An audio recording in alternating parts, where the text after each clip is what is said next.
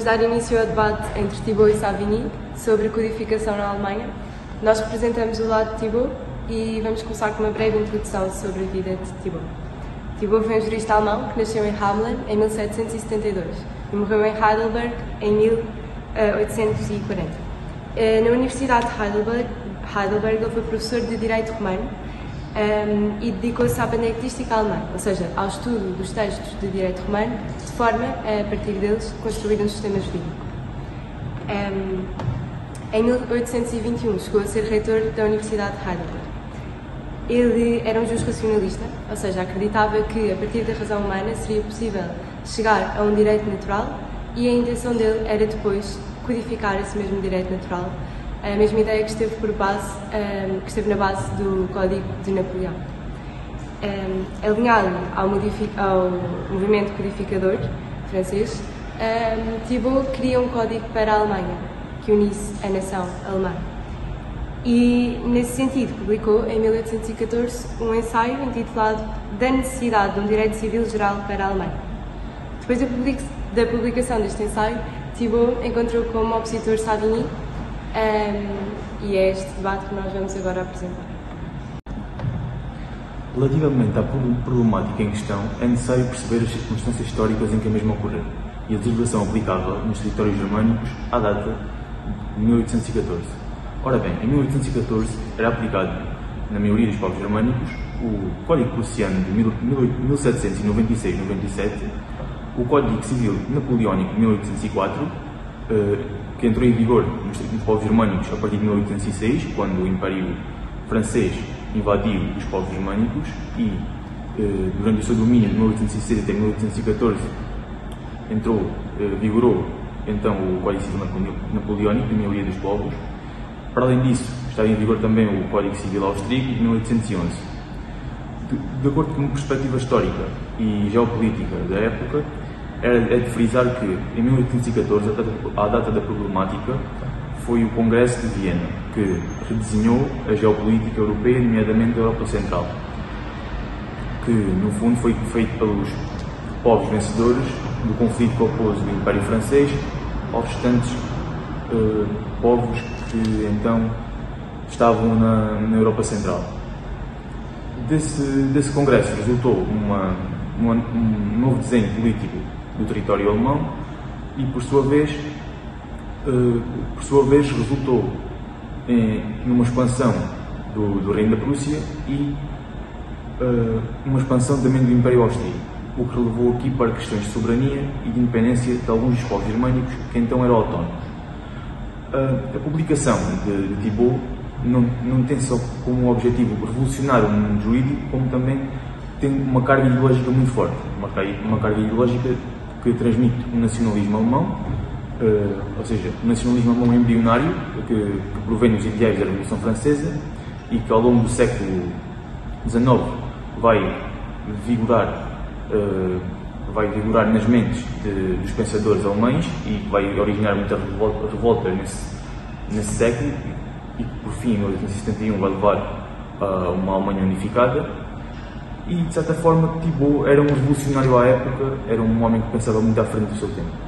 E, portanto, em 1814 decidiu romper com o status quo e publicar uma obra que tinha como base a criação de um Código Civil que trouxesse ideais de identidade e de certa forma, soberania para povos germânicos com uma cultura comum e uma língua comum.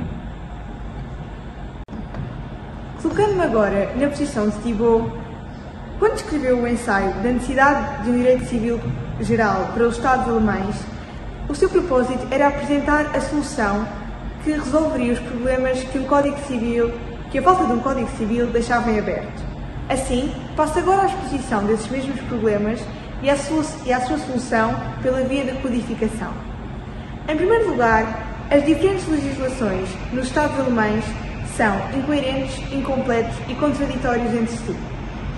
De um ponto de vista isolado, as legislações funcionam, no entanto, em conjunto, apresentam divergências e incompletudes. Apesar desta incompletude ser preenchida pelo recurso ao direito romano, isto também acarreta um elevado custo de tempo na reconstrução desse direito a partir das fontes históricas. Ora, o Código Civil permitirá completar o direito e retificar as contradições e irregularidades das leis dos diferentes Estados. Como sistema completo, irá melhor responder às questões legais do dia-a-dia. Em segundo lugar, a existência de várias legislações contraditórias entre si torna difícil o acesso ao direito pelos cidadãos. Isto inutiliza o propósito do direito, que é ser útil aos cidadãos.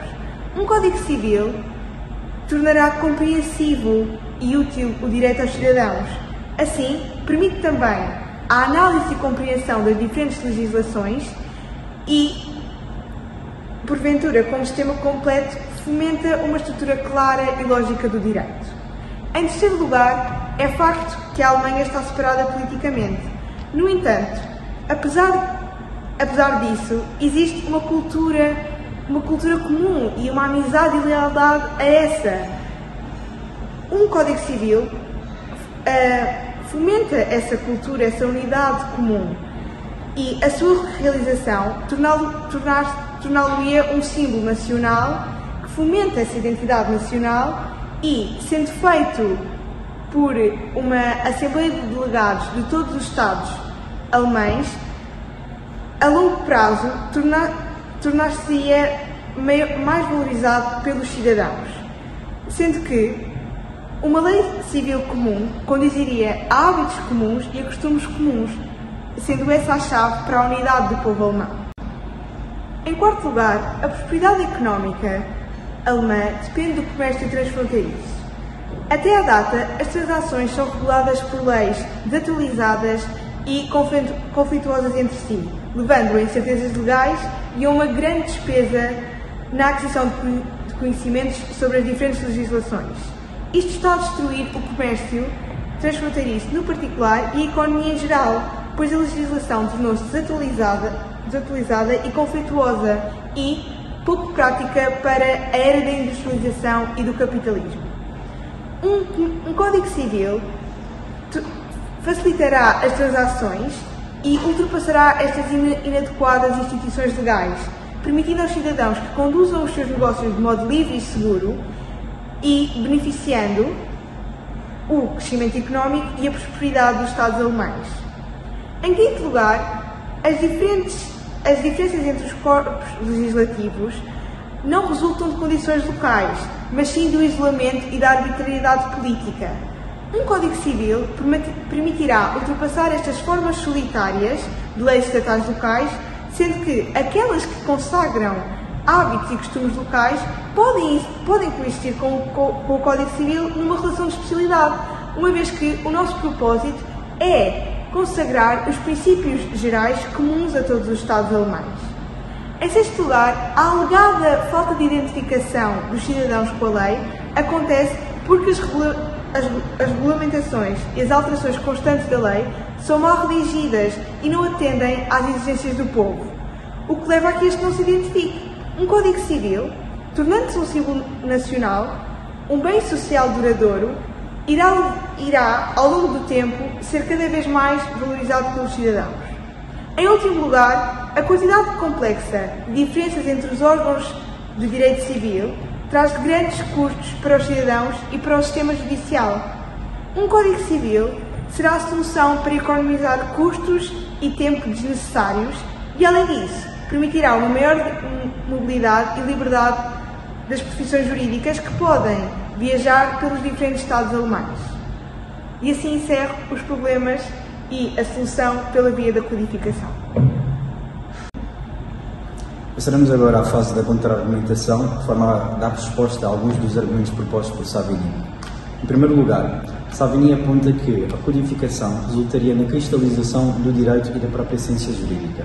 Ora, sendo que existe alguma verdade nesta afirmação, que a codificação tem alguma tendência a cristalizar o direito, este problema pode muito facilmente ser evitado através do recurso a alguns mecanismos próprios.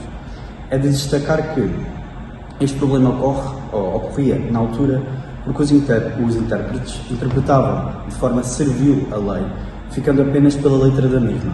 Estes baseavam-se na ideia de que interpretar a lei de forma a dar um sentido mais abrangente do que a sua letra à partida teria, consistia em revogação da lei. Portanto, entendendo que a lei só pode ser revogada por outra lei, esta maneira de interpretar não poderia ser adequada de acordo com aqueles que adotam este tipo de posições defendidas por Savigny.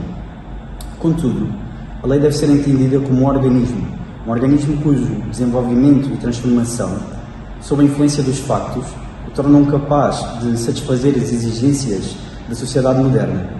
Ora, embora a lei seja emanada do pensamento do legislador, ela destaca-se desse pensamento para viver uma vida própria e autónoma e evoluir com o mundo de que faz parte integrante. De seguida, isto resulta numa alteração da perspectiva acerca da interpretação, ou seja, desta orientação resulta uma perspectiva subjetivista, atualista, prospectiva, que significa que o intérprete deve procurar investigar aquilo que o legislador de hoje, face das condições sociais nas quais ele teria de legislar, decidiria. Isto é, ao contrário de uma posição subjetivista historicista, aquela defendida e adotada por Savigny, que defende a orientação do intérprete pela vontade do legislador histórico no processo exegético, o que resultaria, muito provavelmente, no maior número de lacunas e na estagnação da lei perante a mudança das condições sociais e, portanto, uma reduzida adaptabilidade da lei com o decorrer do tempo. Logo, os perigos da cristalização do direito não resultam necessariamente da codificação em si, mas da maneira como a lei é interpretada e os limites que são atribuídos ao intérprete. Passando agora a um segundo argumento de Savigny, que se baseia na ideia de que os códigos surgem em momentos de decadência das nações. Ora, fazendo uma análise histórica, verifica-se que isto não é verdadeiro. Nós, através de vários exemplos, podemos constatar exatamente isto. A Lei das 12 Tábuas, por exemplo, em 450 a.C., tal como o Código Prussiano de 1794 e o Código de Napoleão de 1804, são exemplos de que a codificação, ou pelo menos a compilação das leis, surgem em momentos de maior força e expansão das forças nacionais. Portanto, passando agora a um último argumento que eu gostaria de destacar de Savigny, que na nossa perspectiva não vale como válido, é relativo à utilização do exemplo inglês do ordenamento jurídico. Portanto, o inglês como um argumento para que a codificação não seja realizada na Alemanha, pois o ordenamento jurídico britânico não tem por base um Código Civil e, mesmo assim, na perspectiva destes autores, funciona de forma adequada para solucionar os casos concretos. Ora, é de destacar que o funcionamento do ordenamento jurídico britânico tem raízes históricas e culturais de extrema diferença quando comparados aos da Alemanha.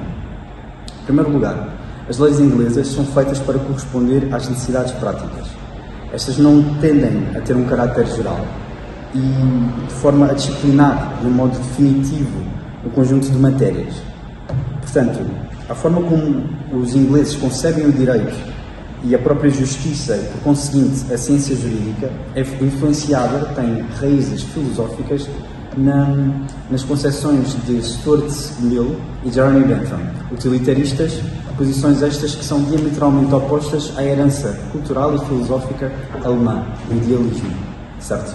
Portanto, se, como o próprio Savigny defende, a escola histórica do direito propugna a ideia de que o direito tem uma base cultural, que o direito provém do povo e é para o povo, não é possível utilizar os argumentos de um povo que é tão diferente, tão distinto ao povo alemão, como forma de fundamentar a falta de necessidade de existir um Código Civil para a Alemanha. Se o Savigny pretende argumentar contra o Código Civil para a Alemanha, este terá de procurar argumentos próprios do próprio povo e da cultura, portanto, nativa dos povos germânicos. Mais em termos de contra-argumentação. Ora bem, foi referido pelos nossos colegas no debate que Savigny era um nacionalista.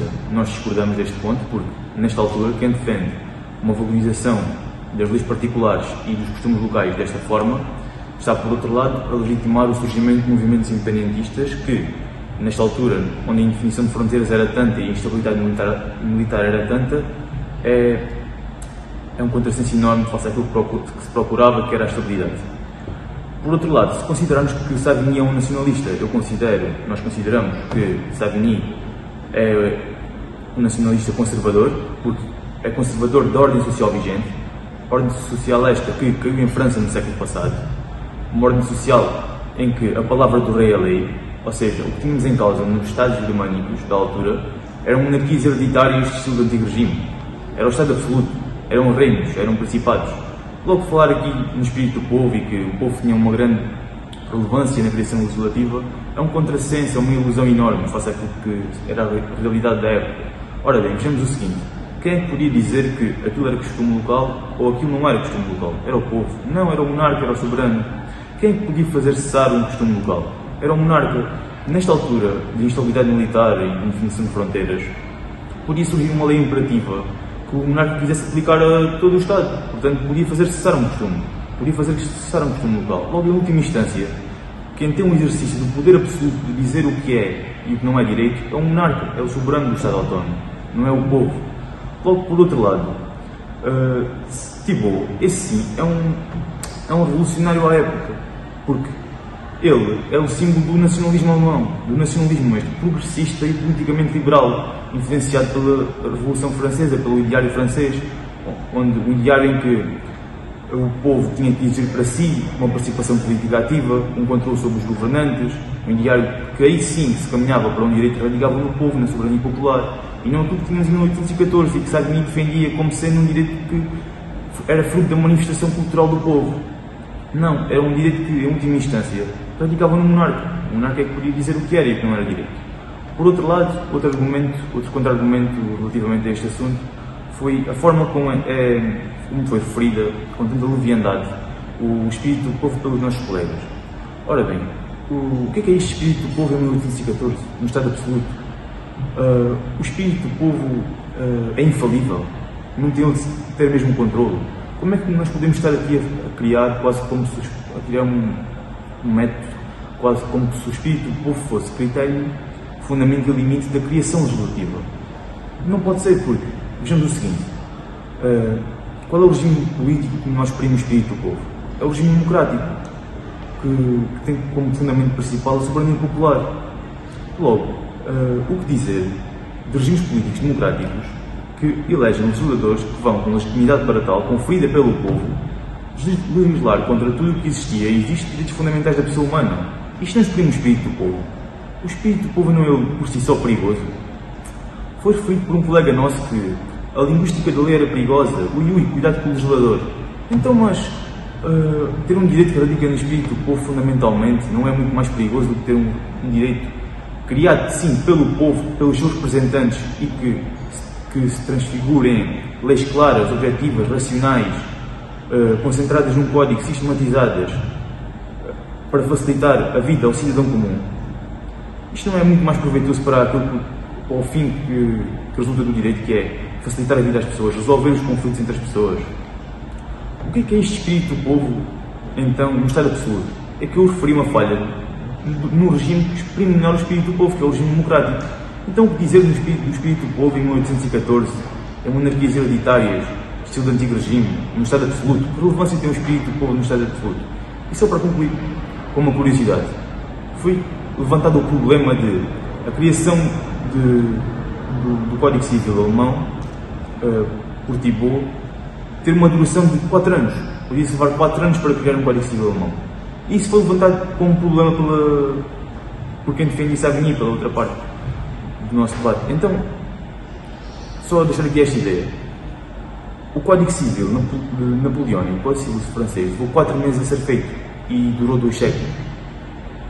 E assim concluo. Concluímos assim o nosso debate. Agradecemos muito a vossa atenção e esperemos ter-vos convencido da necessidade do direito geral para a Alemanha. Obrigada.